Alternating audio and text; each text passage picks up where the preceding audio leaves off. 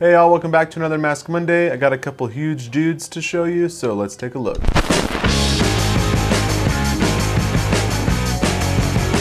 Okay, so today we're going to take a look at two huge dudes. We have Rondo Hatton, who was in a few movies in the 30s and maybe 40s or so, and then Andre the Giant, who's famous from wrestling and was also in the movie The Princess Bride. First we'll take a look at Rondo. Okay, so this is the Rondo Hatton mask from Trick or Treat Studios. It's one of their older masks actually, but I just finally found a time when we had it in store and I could show it to you. I absolutely love Rondo Hatton. I've been obsessed with him for a long time. The first time I ever heard of Rondo was from the movie The Rocketeer. It was one of my favorite movies of all time, and I watched it a million times when I was a kid. And Rick Baker actually did the makeup on an actor to look just like Rondo Hatton. He's not actually in the movie. He was passed away by that point. And Rick actually recently did an awesome Rondo Hatton sculpture that you can see on his Instagram page. I think he just finished it, and it looks really cool.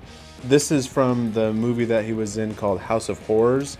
Justin Mabry sculpted this mask for Tots, and I'm sure just like pretty much anyone who's into sculpting or makeup or monsters, I'm sure he has a Rondo Hatton obsession as well.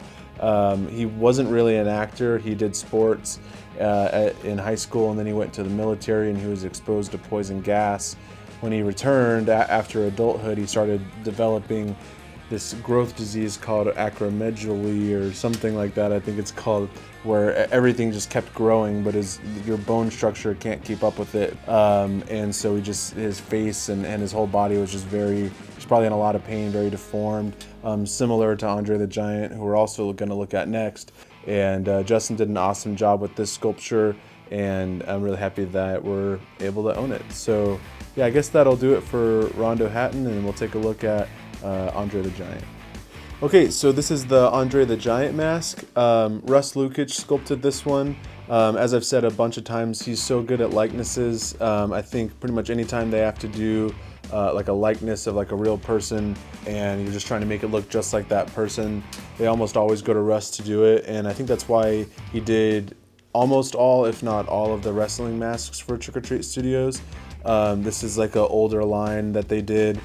But to me, this is just a Princess Bride mask.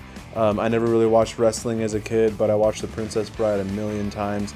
Also, another sad story similar to Rondo Hatton, where he just never stopped growing. So he just grew and grew and grew, and he was just in constant pain all the time. But he was perfect to be, a wrestling character, or obviously a character, a giant in The Princess Bride. While, both the dudes that we're looking at today probably had pretty troubled lives as far as just dealing with their conditions. They live on forever in film, and they'll always be thought about, especially from people who are into, again, sculpting and stuff like that. They just have amazing faces and just awesome presence.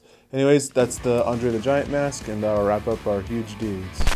Okay, that's going to wrap up the Huge Dudes edition of Mask Monday. I hope you enjoyed Rondo and Andre. Let me know in the comments what other famous people throughout history you think are interesting looking enough for Trick or Treat Studios to turn into masks. Like, share, subscribe, visit us at nightmaretoys.com, and I'll see you next week for another Mask Monday.